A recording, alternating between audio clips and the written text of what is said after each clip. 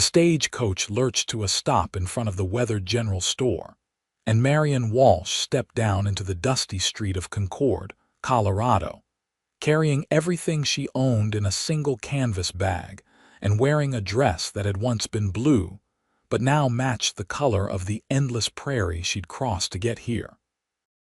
Adam Northfield saw her from where he stood outside the feed store, his hands stilling on the rope he'd been coiling, and something in his chest that had been locked tight for 3 years suddenly cracked open like a gate after a hard winter.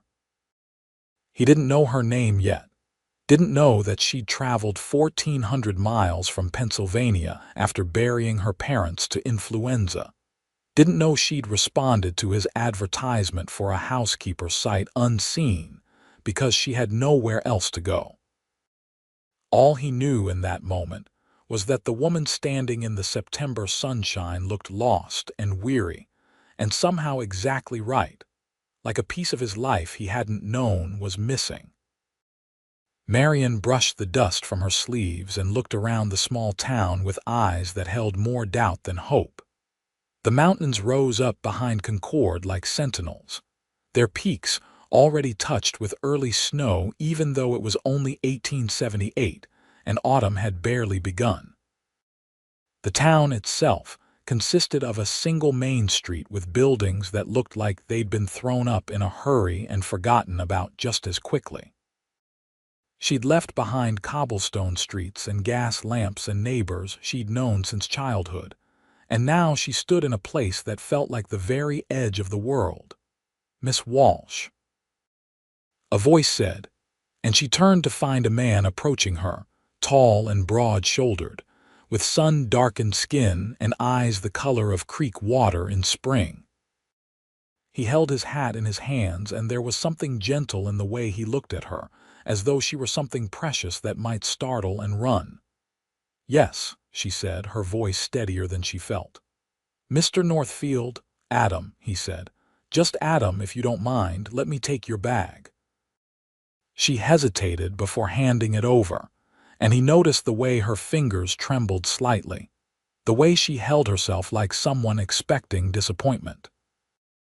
The advertisement he'd placed in the Eastern newspapers had been plain and practical, offering room and board plus $40 a month for a housekeeper on a cattle ranch 10 miles outside Concord.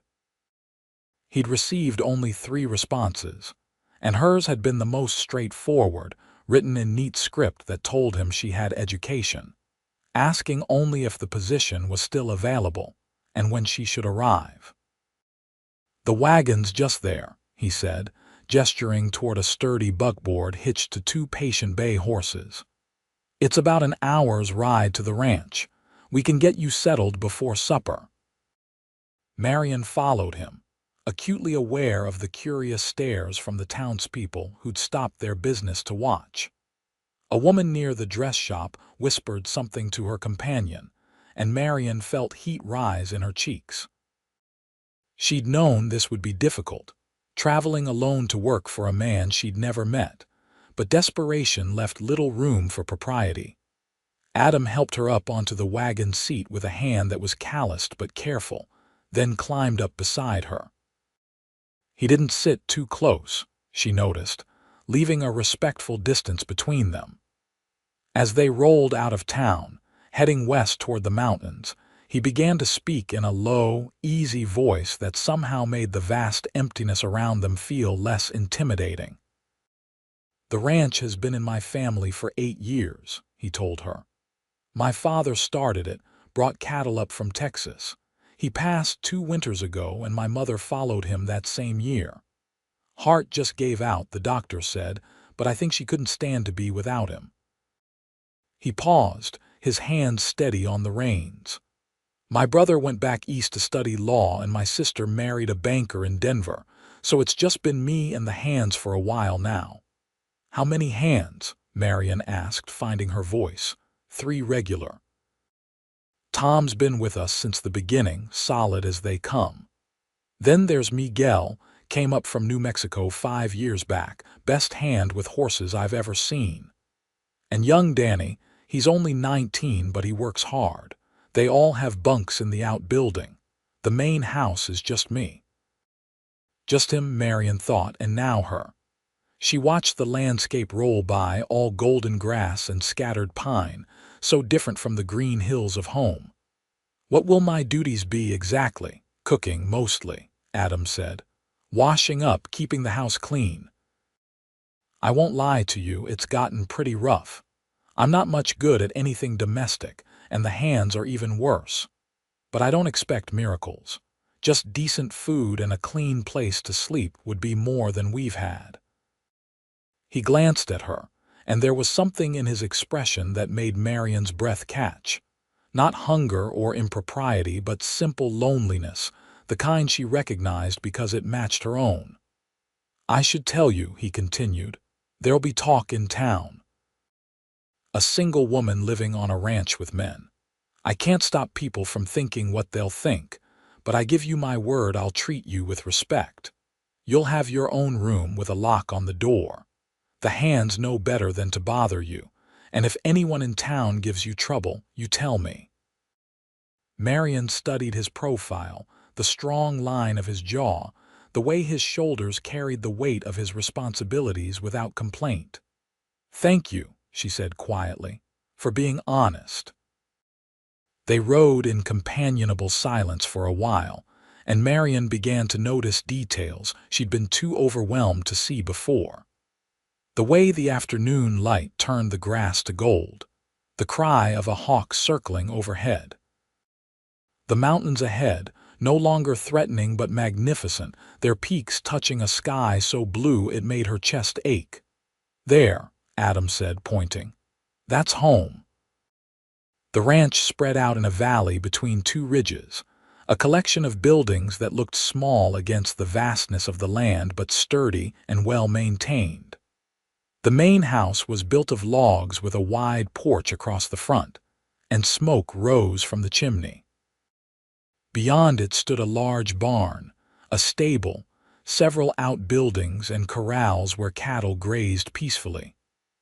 It wasn't grand, but there was something appealing about it, something that spoke of hard work and honest living. As they drew closer, 3 men emerged from the barn, clearly curious about the new arrival. Adam pulled the wagon up to the house and jumped down, then reached up to help Marian descend. His hands were warm and strong around her waist, and he set her down gently. "Boys, this is Miss Walsh," Adam said, his tone making it clear he expected proper behavior. "She'll be keeping house for us. Miss Walsh, that's Tom, Miguel, and Danny." Tom was older, maybe 50, with a grizzled beard and kind eyes.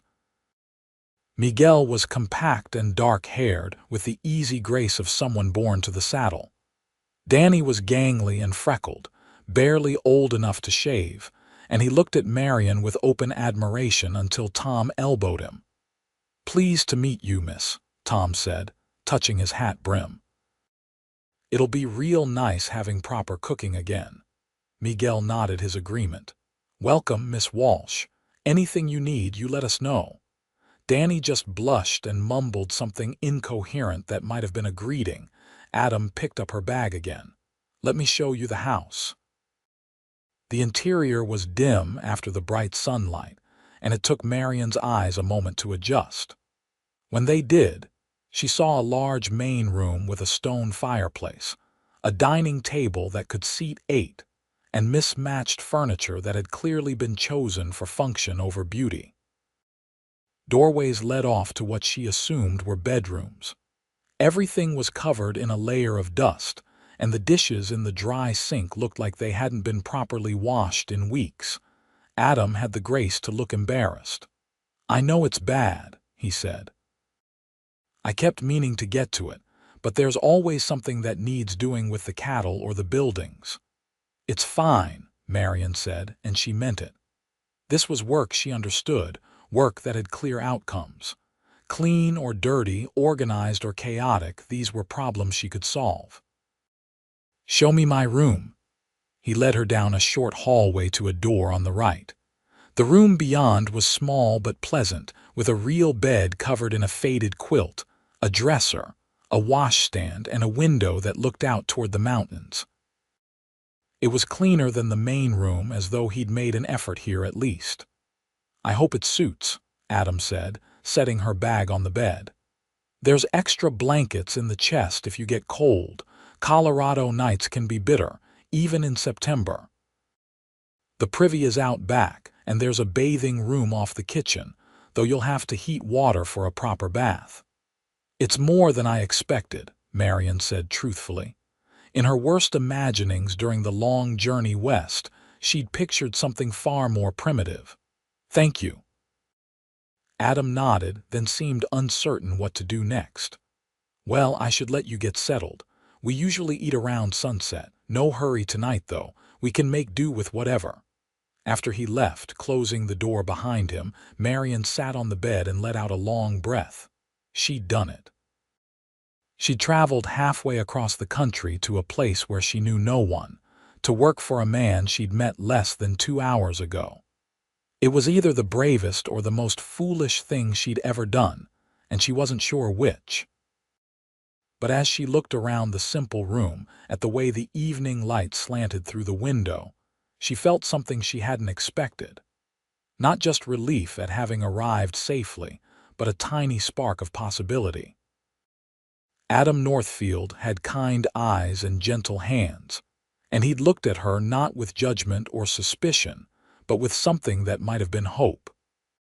She stood and began to unpack her few belongings, hanging her other dress in the small wardrobe, placing her mother's Bible and her father's pocket watch on the dresser. Then she rolled up her sleeves and went to inspect the kitchen. The state of things was worse than she'd thought.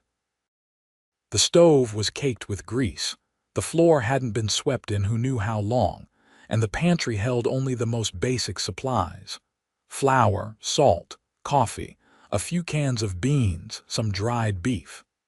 She found a ham hanging in the cold cellar and onions and potatoes that were starting to sprout. Not much to work with, but she'd made meals from less. By the time the men came in for supper, she had the table cleared and scrubbed, a fire going in the stove, and a meal of fried ham, boiled potatoes, and gravy that used the last of some cream she'd found in the cool box. It wasn't fancy, but it was hot and plentiful, and the way the men's faces lit up when they saw it made her feel useful for the first time in months. "Miss Walsh, this smells like heaven," Tom said, settling into a chair with obvious appreciation. They ate with focused intensity, barely speaking, and Marian picked at her own plate, suddenly nervous. What if they didn't like her cooking? What if she'd made a terrible mistake coming here? But when Adam looked up and caught her eye, he smiled, and it transformed his whole face from serious to warm. "This is wonderful," he said. "Truly. I can't remember the last time I had gravy that wasn't full of lumps." The other men murmured agreement through mouthfuls of food, and Marian felt her shoulders relax slightly. Maybe this would work out. Maybe she could make a place for herself here. After the meal, the hands excused themselves to their bunks, but Adam lingered, helping her clear the table despite her protests. "You don't have to do that," she said. "I'm the housekeeper." "I know, but it doesn't feel right sitting while you work." He carried plates to the dry sink. "Besides, my mother would haunt me if I didn't help." They worked in comfortable silence for a few minutes, and Marian found herself stealing glances at him. He moved with the confidence of a man comfortable in his own skin, but there was nothing arrogant about it. When he reached past her for a dishcloth, she caught the scent of soap and leather and something else, something earthy and male that made her pulse quicken. "Can I ask you something?" he said suddenly. "Of course. Why did you really come here? A woman with your education, you could have found work back east, teaching, maybe, or as a governess." Marian kept her hands busy with the dishes. "My parents died within a week of each other this spring. Influenza." By the time the funeral expenses were paid and the debt settled, there was nothing left. The house had to be sold.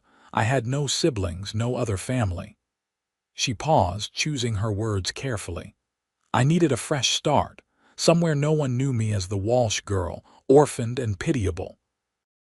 I'm sorry about your parents, Adam said, and the sincerity in his voice made her throat tight.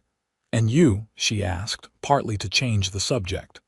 Why did you place the advertisement? Surely there are women in Concord who could have helped. Adam was quiet for a moment. There are a few, yes.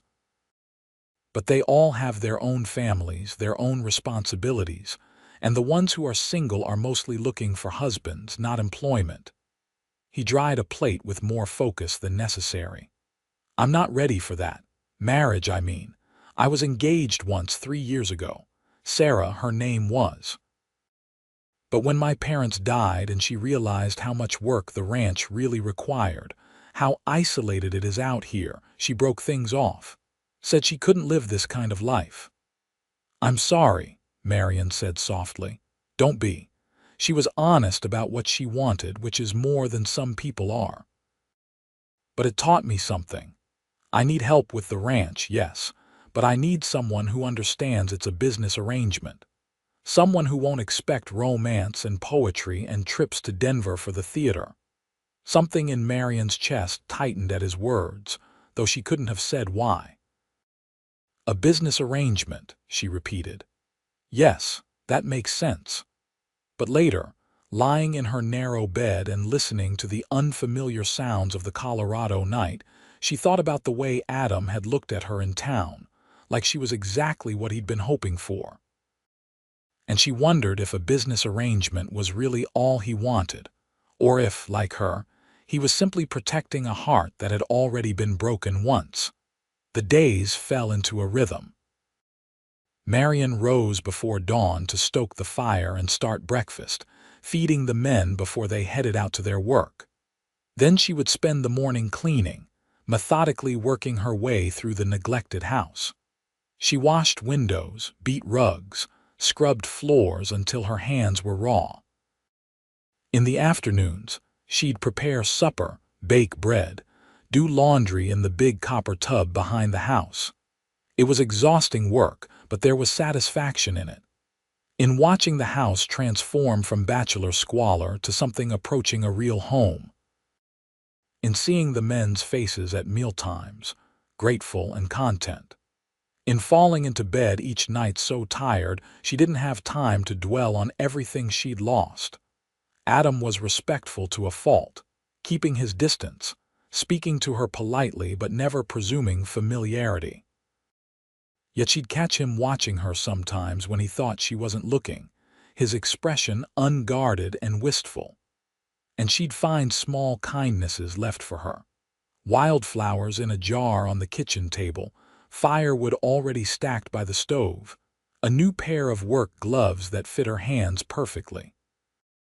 2 weeks after her arrival, a cold front blew down from the mountains, bringing wind that rattled the windows and temperatures that made even the warmest coat insufficient. Marion was taking laundry down from the line, fighting the wind for each sheet, when a particularly strong gust tore one free and sent it tumbling toward the creek.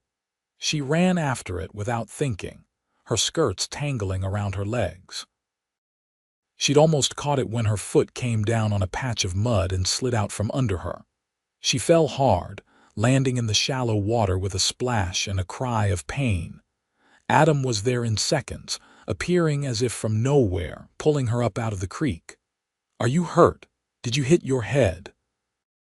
"No, I'm fine, just wet and foolish," Marion said, but when she tried to stand, her ankle gave way and she gasped. Without hesitation, Adam swept her up into his arms, carrying her toward the house as easily as if she weighed nothing. "Miguel, Danny, get the door." The next few minutes were a blur of activity. Adam deposited her in a chair by the fire, and Tom appeared with blankets while Miguel ran for hot water. Danny stood uselessly in the corner, wringing his hands until Tom sent him to fetch the medical kit. "My ankle," Marion managed through chattering teeth. "I think I twisted it." Adam knelt in front of her, his hands gentle as he examined her foot. She was acutely aware of how inappropriate this was, a man touching her ankle, but the pain and cold overrode any sense of propriety. His fingers probed carefully, and she winced when he touched a particularly tender spot. "Not broken," he said with relief. "Badly sprained, though. You'll need to stay off it for a few days." "I can't," Marian protested. "There's too much work to do." "Supper needs making, and the bread dough needs kneading, and we'll manage," Adam said firmly. "Tom can cook if he has to. It won't be good, but we won't starve. You need to rest." He wrapped her ankle carefully, then insisted on carrying her to her room, settling her on the bed with pillows propped under her foot. He brought her dry clothes and left her to change, then returned with tea and the stern instruction that she was not to get up unless absolutely necessary. For 3 days, Marian was forced to accept help instead of giving it. Tom did indeed cook, producing meals that were edible if unimaginative. Miguel brought her books from the small shelf in the main room. Danny picked wildflowers and left them outside her door, too shy to hand them to her directly. And Adam checked on her constantly, bringing her tea, adjusting her pillows, sitting in the chair by her bed in the evenings to tell her about his day. She learned more about him in those 3 days than she had in the previous 2 weeks. How he'd wanted to be a veterinarian before his father's death called him home. How he loved the ranch despite its isolation, loved the sight of healthy cattle, the smell of rain on dry grass, the challenge of making something thrive in a hard land. How he sometimes felt like he was disappointing his father's memory by not being married, by not having children to pass the ranch to. "My father always said land without legacy is just dirt," Adam told her one evening, his voice quiet in the lamplight. "But I can't marry someone who doesn't love this life, and most women don't." "Some might," Marian said, "if they were given a chance to see what you see." He looked at her then, really looked at her, and something shifted between them. Not just employer and employee anymore, but something else, something unnamed but potent. "What do you see?" he asked. Marian thought about it. "I see space to breathe, room to become whoever I want to be instead of who people expect. I see honest work and beautiful sunsets. I see a man who cares about things, who builds instead of destroys." She paused. "I see home, I think, or at least the possibility of it." Adam's hand moved toward hers, then stopped, hanging in the air between them. "Marian," he said, using her first name for the first time. "I should tell you something." "What?" "When you stepped off that stagecoach, covered in dust and looking like you weren't sure you'd made the right choice coming here, I thought you were the most beautiful thing I'd ever seen. And every day since, that feeling has only gotten stronger. I know I said this was a business arrangement, and I meant it. I'm not going to pressure you or expect anything you're not willing to give. But I need you to know, in case it matters, that my feelings have become decidedly unbusinesslike." Marian's heart hammered in her chest. "Adam, you don't have to say anything," he interrupted quickly. "I just wanted you to know, so there's no dishonesty between us." But Marian reached out and took his hand, lacing her fingers through his. "What if I told you my feelings have become unbusinesslike too?" The smile that spread across his face was like sunrise, slow and warm and illuminating everything. He lifted her hand to his lips and kissed it gently. "Then I'd say we should probably talk about renegotiating your contract. What did you have in mind?" Marian asked, trying for lightness even as her pulse raced. "Well, the position of wife pays better than housekeeper," Adam said, his eyes dancing. "Full partnership in the ranch, lifetime security, and all the wildflowers you can stand. The work is similar, but the benefits are much improved." Marian laughed, the sound surprising her. When had she last laughed? "That's a terrible proposal." "I know," Adam admitted. "I'm out of practice. Can I try again? Please do." He grew serious then, his thumb tracing circles on the back of her hand. "Marion Walsh, you came here expecting nothing and asking for little. But you've given me more than you know. You've made this house a home again. You've reminded me what it feels like to look forward to the end of the day, to want to hurry through my work so I can get back and see your face. I'm not offering you an easy life, and I'm not offering you society balls or fancy dresses. But I'm offering you my heart, completely and honestly, if you'll have it." Tears pricked Marion's eyes. "I came here with nothing," she said softly. "No family, no future, just dust and doubt. But you looked at me like I was exactly what you'd been hoping for, like I was enough just as I was." "More than enough," Adam said fiercely. "You're everything." She squeezed his hand. "Then yes. Yes to renegotiating my contract. Yes to partnership and wildflowers and lifetime security. Yes to you."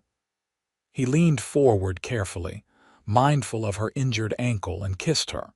It was gentle and sweet, full of promise and possibility, and Marion felt something inside her unclench, some tight knot of fear and loneliness finally releasing its grip.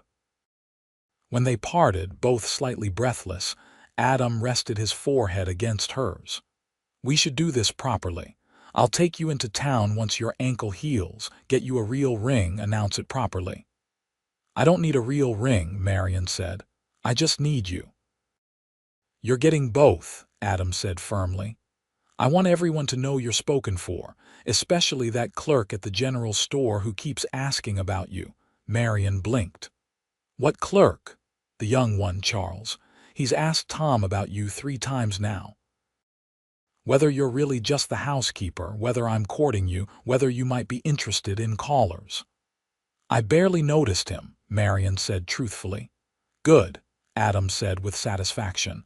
"But you're still getting a ring." They were married 6 weeks later in the small church in Concord, with Tom and Miguel and Danny standing as witnesses, and half the town in attendance because word had spread. And everyone wanted to see the Eastern girl who'd agreed to marry the lonely rancher. Marion wore a simple white dress she'd sewn herself, and Adam wore his best suit, and when the preacher pronounced them husband and wife, the kiss they shared made the church ladies fan themselves. The first months of marriage were an adjustment. Learning to share space, share a bed, share lives that had previously been separate and self-contained.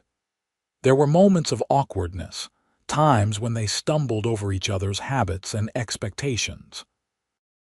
Adam had a tendency to track mud through the house, and Marion discovered she snored when she was particularly tired, much to her mortification. But there was also wonder. The discovery of how perfectly her body fit against his when they lay together at night. The way he'd come find her during the day just to steal a kiss. The sound of his voice calling her name, full of affection and heat. The slow exploration of desire and pleasure, learning each other's bodies with patience and tenderness. Winter came hard that year, with snow that piled up past the windows and temperatures that kept them all close to the fire. It was a difficult season for ranching, requiring constant vigilance to keep the cattle alive and the buildings intact. But inside the house, it was cozy, almost magical. Marion would cook hearty stews and fresh bread, and in the evenings, she and Adam would sit by the fire, her feet in his lap while he rubbed them, talking about everything and nothing. "Tell me about your parents," he said one night. So she did, painting pictures with words of her father who'd been a schoolteacher, patient and kind, and her mother who'd run their household with cheerful efficiency. How they'd loved each other in quiet, steadfast ways, with cups of tea delivered at just the right moment and hands held during evening walks. How their deaths had felt like the ground disappearing beneath her feet. "They would have liked you," she told Adam. "They would have appreciated how hard you work, how much integrity you have." "I wish I could have met them," Adam said. to thank them for raising such an extraordinary daughter. In turn, he told her about his own parents. His father, who'd dreamed of building something lasting, who'd driven cattle through impossible conditions to stake a claim in Colorado. His mother, who'd been tougher than she looked, who'd survived harsh winters and crop failures and the constant worry of frontier life. How they'd been a team facing every challenge together. "That's what I want for us," Adam said, "to be a team, to face whatever comes together." "We are," Marion assured him. "We already are." Spring brought new challenges and new joys. Calving season meant sleepless nights and constant work, and Marion found herself helping in ways she'd never imagined. Bottle-feeding orphaned calves in the kitchen, staying up with Adam to check on laboring cows, even assisting with a difficult birth when Tom needed an extra pair of hands. She also discovered she had a talent for the business side of ranching. She reorganized Adam's haphazard bookkeeping, created a system for tracking expenses and income, and noticed patterns in the accounts that helped them plan better for future purchases. "You're wasted as a housekeeper," Adam told her one evening, looking over the neat columns of figures she'd created. "You should have been a business manager." "I can be both," Marion said. "That's the advantage of being the wife instead of the employee. I can make my own job description." By summer, the ranch was thriving. The cattle were healthy, the hay crop was good, and they'd even purchased more land, expanding their holdings. Miguel taught Marion to ride properly, and she discovered a love of being on horseback, of covering ground quickly and feeling the wind in her hair. She'd accompany Adam when he rode out to check fences or move cattle, and they'd sometimes pack a lunch and eat beside one of the mountain streams, talking and laughing like they had all the time in the world. It was during one of these rides in late August that Marion realized she was pregnant. She'd suspected for a few weeks, but hadn't been sure until that morning when her breakfast had suddenly become unappealing, and she'd had to excuse herself. Now, sitting on a blanket beside Clear Creek with Adam's hand warm in hers, she knew it was time to tell him. "I have news," she said, her heart fluttering with nerves and excitement. Adam turned to her, his expression immediately concerned. "What's wrong?" "Nothing's wrong. At least, I don't think so. I've never done this before, so I'm not entirely sure, but I believe I'm going to have a baby." For a moment, Adam just stared at her, his face blank with shock. Then a grin split his features, so wide and joyful it made her laugh. "Truly, a baby, truly." He pulled her into his arms, holding her so tight she could barely breathe, and she felt moisture on his cheeks when he finally pulled back. "I can't believe it. We're going to be parents." "You're happy?" Marion asked, though it was obvious from his reaction. "Happy doesn't cover it," Adam said. "Marion, you've given me everything. A home, a partnership, and now a child. I don't know what I did to deserve you, but I thank God every day that you stepped off that stagecoach." The pregnancy progressed smoothly, though Marion found herself tired more easily and had to give up some of the heavier housework. Adam was protective to the point of being overbearing, trying to prevent her from doing anything strenuous, until she finally sat him down and explained that she was pregnant, not made of glass. "Women have been having babies while running households for thousands of years," she told him gently. "I promise I'll be careful, but I can't spend the next 7 months sitting in a chair." "I just want you safe," Adam said. "Both of you. We will be, but you have to trust me to know my own limits." He did try, though she'd still catch him hovering, ready to jump in if she so much as picked up a heavy pot. It was sweet, if occasionally irritating, and she loved him more for it.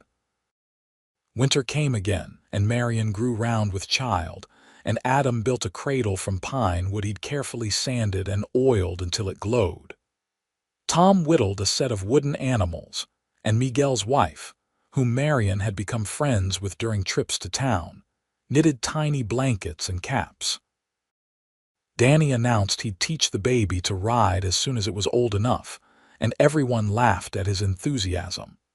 The baby came in late February during a snowstorm, and it was the hardest thing Marion had ever done. The doctor from Concord couldn't make it through the drifts, so it was just her and Adam and Tom's wife Martha, who'd helped deliver half the babies in the county. For 12 hours, Marion labored, and Adam held her hand and wiped her forehead and told her she was the strongest person he'd ever known. When their son finally entered the world, red-faced and squalling, Adam cried as he cut the cord, his hands shaking.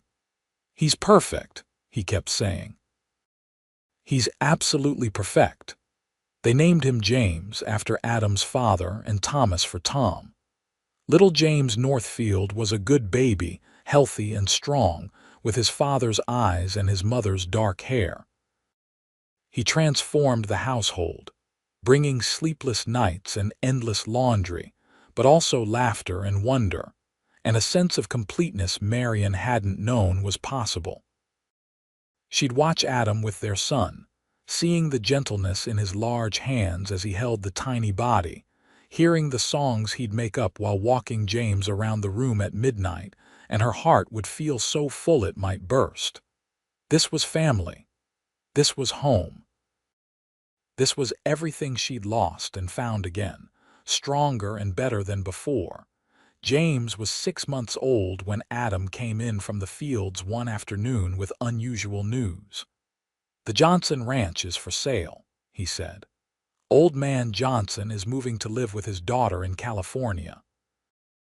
It's 200 acres adjoining our northern border." "That's a lot of land," Marion said, bouncing James on her hip. "It is, and it would give us room to expand significantly, maybe double our herd. But it would take most of our savings, and it's a risk. We'd be stretched thin for a few years." Marion studied him. "What do you think we should do?" "I think we should talk about it as partners and decide together," Adam said. "This affects both of us, our whole family." They talked long into the night, weighing options and calculating figures. It was risky, but the potential payoff was substantial. And they were young, strong, willing to work hard. In the end, they decided to make an offer.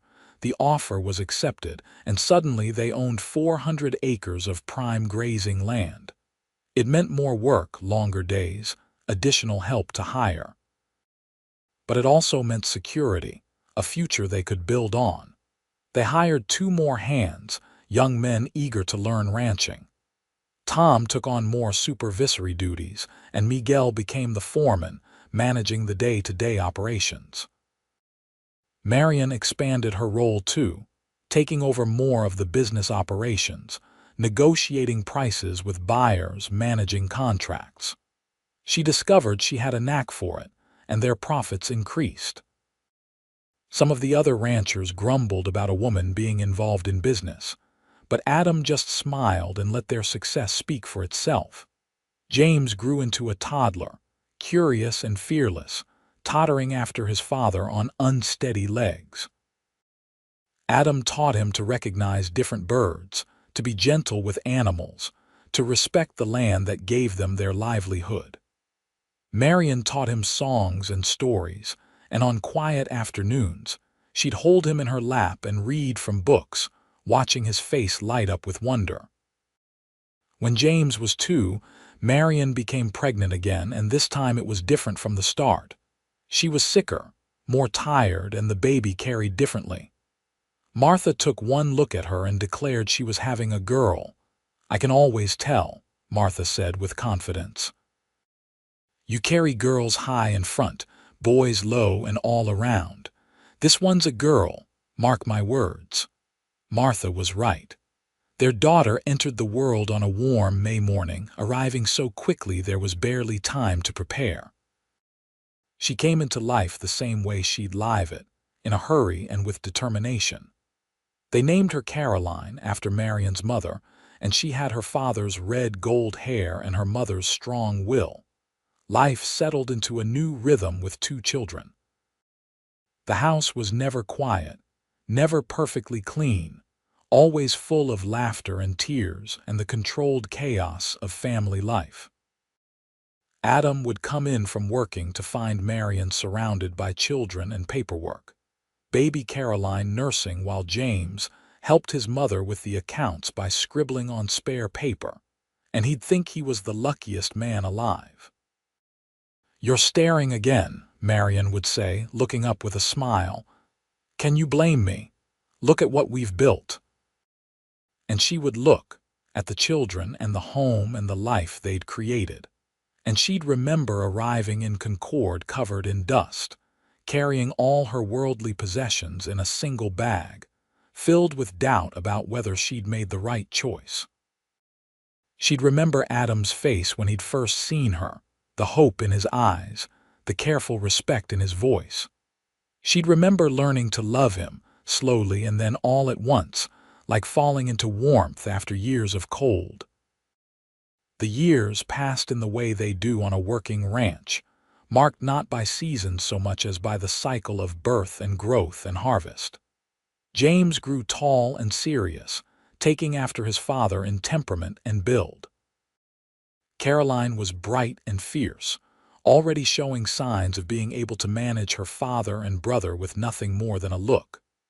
2 more children followed, another boy they named Daniel and a second daughter they called Grace, and the house rang with noise and life.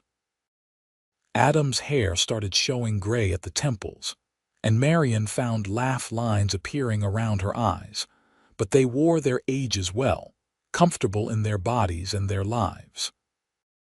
They still found time to be alone together, still made each other laugh, still looked at each other across a crowded dinner table with the private smiles of people who'd chosen each other and never regretted it. The ranch prospered. They became known throughout Colorado for quality cattle and fair dealing. Other ranchers came to Adam for advice, and Marion's business acumen was acknowledged even by those who'd initially been skeptical. They weathered droughts and harsh winters, market downturns and unexpected expenses, but they weathered them together as the team they'd always been. Tom retired eventually, choosing to stay in a small cottage on the ranch property rather than move away. "This is home," he said simply. "I want to see those kids grow up." Miguel took over as full manager, and his oldest son joined the operation, keeping it a family business in spirit if not in name. On their 10th wedding anniversary, Adam took Marion back to the spot beside Clear Creek, where she'd told him about their first pregnancy. They'd left the children with Martha for the afternoon, and it felt strange and wonderful to be alone together, like they were courting again. "Do you remember what you said the day we met?" Adam asked, pulling her close. "You said you came here with dust and doubt." "I remember," Marion said. "I was terrified I'd made a mistake. And now—" She looked at him, at the face she knew as well as her own, at the eyes that still looked at her like she was exactly what he'd been hoping for. "Now I know it was the best decision I ever made. Coming here, taking a chance on a lonely rancher with kind eyes and a dream of building something lasting. I saw hope when I saw you," Adam said softly, "and home. I didn't know why then, didn't understand it, but I knew you were meant to be here." "I was," Marion agreed. "I am. This is where I belong." They kissed in the summer sunshine, surrounded by the land they'd built their life on, and it felt like a promise renewed. Not the promise they'd made 10 years ago in a church before witnesses, but something deeper and more personal. A promise to keep choosing each other, keep building together, keep creating home in all its messy, beautiful reality. Years continued their steady march. James went off to study agriculture at a college in Fort Collins, determined to bring new techniques back to the ranch. Caroline shocked everyone by announcing she wanted to be a doctor and set off for medical school in Denver, one of only a handful of women in her class. Daniel showed a talent for horses like Miguel, and Grace proved to have her mother's head for business. taking over more and more of the ranch's finances as she grew. Adam and Marion watched their children become adults, and they were proud of each one, of the different paths they chose, the different ways they made their mark. The ranch had been meant to be a legacy, and it was, but not in the way Adam's father had envisioned. It was a legacy of hard work and honest dealing, of partnership and respect, of building something together that was greater than the sum of its parts. On a warm evening in late summer, 30 years after Marion had first arrived in Concord, Adam and Marion sat on the porch of the house they'd built together. They'd expanded it over the years, adding rooms as children came, then a wing for Tom in his old age, always growing and changing. Now it was full again, all 4 children home for a family gathering, plus spouses and grandchildren, the noise and chaos spilling out into the yard. "Did you ever imagine this?" Adam asked, his hand finding hers like it had 10,000 times before. "When you stepped off that stagecoach, did you imagine this?" Marion thought about it, watching her grandson, James's boy, chase Caroline's daughter around the yard while Daniel tried to teach Grace's twins to rope a fence post. "No," she said honestly. "I couldn't have imagined it. I was too scared, too focused on just surviving, but I think part of me hoped for it, hoped that there was something better waiting even if I didn't know what shape it would take." "I knew," Adam said. "The moment I saw you, I knew my life was about to change. I just didn't know how much, how wonderfully." She squeezed his hand, these fingers she knew so well, weathered by work and time but still strong. "Tell me again," she said, a familiar request. And he did, the story he'd told her countless times over the decades, but that never got old. How he'd been standing outside the feed store, coiling rope, his mind on mundane things when the stagecoach had arrived. How a woman had stepped down into the dusty street, and his world had tilted on its axis. How she'd been covered in dust from the journey, and there'd been doubt in her eyes, uncertainty about the choice she'd made. But when she'd looked at him, when their eyes had met for the first time, he'd seen beyond the dust and doubt to the woman beneath. Strong and capable and looking for a place to belong. And he'd known, with a certainty that defied logic, that she was his home, his hope, his future. "And I was right," Adam said, lifting her hand to kiss it. "You were all of that and more." Their grandson ran up to the porch, breathless and laughing. "Grandma, tell us the story about how you came here on the stagecoach." Marion smiled, pulling the boy onto her lap even though he was getting almost too big for it. The other grandchildren gathered around, always eager for stories, and she began the familiar tale. How she'd been alone and scared, how she'd traveled across the country to a place she'd never seen, how she'd arrived in Concord not knowing what awaited her. "Grandpa saw her and knew," James said, joining them on the porch. He'd heard this story his whole life. He knew right away she was special. "I was covered in dust," Marion protested, as she always did. "The most beautiful dust I'd ever seen," Adam said, and everyone laughed. The evening settled into the comfortable rhythm of family, of food shared and stories told and children playing while the adults talked. Later, after everyone had gone to bed and the house was quiet again, Adam and Marion stood in their bedroom, the same room she'd first slept in all those years ago, though it had been expanded and improved countless times. "No regrets?" Adam asked, another familiar question. "Not a single one," Marion said, equally familiar answer. "You. Only that I didn't meet you sooner," Adam said, "that we didn't have even more time together." "We have time still," Marion said, "years and years ahead." "I hope so," Adam said. "But even if we only had today, it would be enough. You've given me a lifetime of happiness, Marion, a lifetime of home." She kissed him then, and it was different from their first kiss but also the same, full of love and promise and the deep knowledge of being exactly where they belonged. Outside, the Colorado night was clear and star-filled, the mountains standing sentinel as they had for millennia. The land they'd worked and loved and built their life on spreading out in all directions. In the morning, there would be work to do as there always was. Cattle to check, fences to mend, accounts to balance, grandchildren to spoil. But right now, in this moment, there was just the two of them, the lonely rancher and the woman who'd arrived covered in dust and doubt, and the home they'd built together from hope and hard work, and a love that had lasted through every season. As they settled into bed, Adam pulled Marion close, and she rested her head on his chest, listening to the steady beat of his heart, that familiar and beloved sound. Tomorrow they'd celebrate their 30th anniversary with the whole family, a party that Grace had been planning for weeks. But tonight was just theirs, quiet and perfect and full of contentment. "I love you," Adam murmured into her hair. "From the moment I saw you until the moment I die and beyond that, into whatever comes after. You are my hope and my home and my everything." "And you are mine," Marion whispered back. "You saw past the dust and doubt to who I really was, who I could become. You gave me a place to belong, a life worth living, a love worth having. I thank God every day that I was brave enough to take that stagecoach west." "I thank God you stepped off it in Concord," Adam said.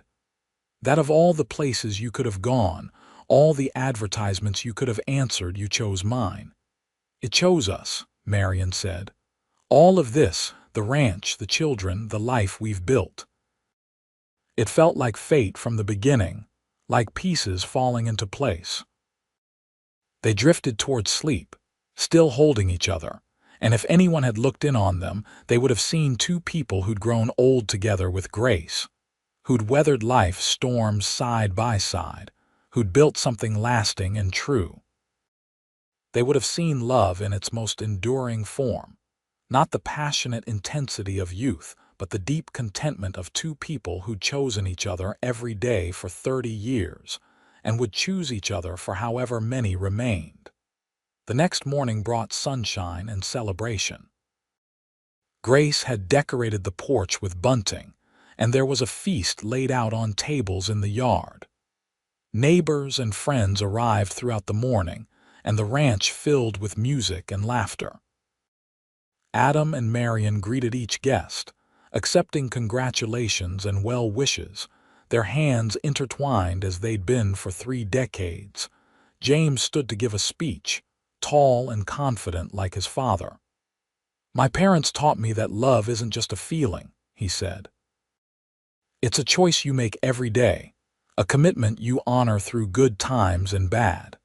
They've shown us what partnership means, what it means to build a life together.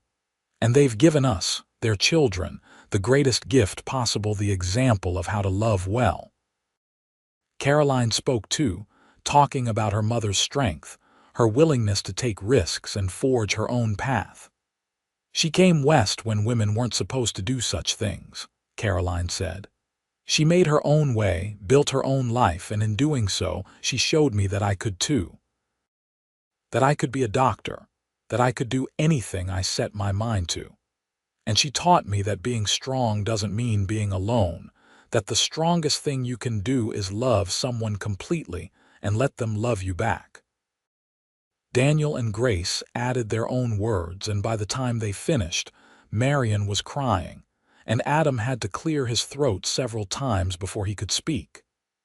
"Your mother and I," he began, his voice rough with emotion, "we didn't have the easiest start. We were strangers who took a chance on each other, who built something from nothing more than hope and hard work. There were times when it wasn't easy, when the ranch struggled, when money was tight, when we worried about making it through. But we always had each other, and that made everything bearable. She is the best decision I ever made, and I hope she feels the same about me." "I do," Marion said loudly enough for everyone to hear, and laughter rippled through the crowd. The party continued through the afternoon and into the evening, and as the sun set over the mountains, Adam and Marion danced in the yard to music played by Miguel's grandson on a fiddle. They danced together countless times over the years, but this felt special, weighted with the significance of 30 years of marriage, 30 years of partnership, 30 years of love. Worth it? Adam asked as they swayed together. Every moment, Marion said. Every challenge, every hardship, every moment of doubt, all of it was worth it to get here to this. The years that followed were golden ones. They began to step back from the daily running of the ranch, letting James take over more and more of the operations while they advised from the sidelines. They traveled some, visiting Caroline in Denver, seeing parts of the country Marion had only read about. But they always came home to Colorado, to the ranch, to the life they'd built. They grew older with grace, their hair turning white, their steps growing slower, but their love never diminishing. If anything, it deepened, became richer, like wine aged in oak barrels. They knew each other so completely that words were often unnecessary, a glance or a touch conveying volumes. On their 40th anniversary, surrounded by children and grandchildren, and even a few great-grandchildren, Adam took Marion's hand and led her to the spot where they'd first kissed, where he'd first asked her to marry him. The creek still babbled past, and the mountains still stood sentinel, unchanging while everything else transformed around them. 40 years, Adam said wonderingly. How did we get so lucky? We chose each other, Marion said simply. And we kept choosing each other every single day. I'd choose you again, Adam said. In every lifetime, in every circumstance, I'd choose you. And I'd choose you, Marion said. My lonely rancher with kind eyes and a heart full of hope. They stood together as the sun set, painting the sky in shades of gold and crimson, and they were young again, and old, and everything in between. They were the people they'd been when they first met, and the people they'd become through decades of loving each other. They were dust and doubt transformed into hope and home, two separate lives woven together into something beautiful and unbreakable. As darkness fell and stars began to appear, they walked back to the house together. Their steps matched, their hands joined. Inside, their family waited, the legacy they'd built not just in land and cattle but in love and values, and the example of what two people could create when they chose each other completely. And if someone had asked Marion in that moment whether she regretted answering that advertisement 40 years ago, whether she regretted stepping off that stagecoach into the dusty street of Concord, she would have laughed. Because that moment, that choice, had been the beginning of everything. It had been the first step toward home, toward love, toward a life so full and rich and meaningful that she sometimes had to stop and catch her breath at the beauty of it all. The lonely rancher had seen hope when he looked at her, dust-covered and doubt-filled. And he'd been right. She'd been his hope, just as he'd been hers. Together, they'd built a home that wasn't just a place but a feeling, a certainty, a love that would outlast them both and live on in the children and grandchildren who carried their legacy forward into the future.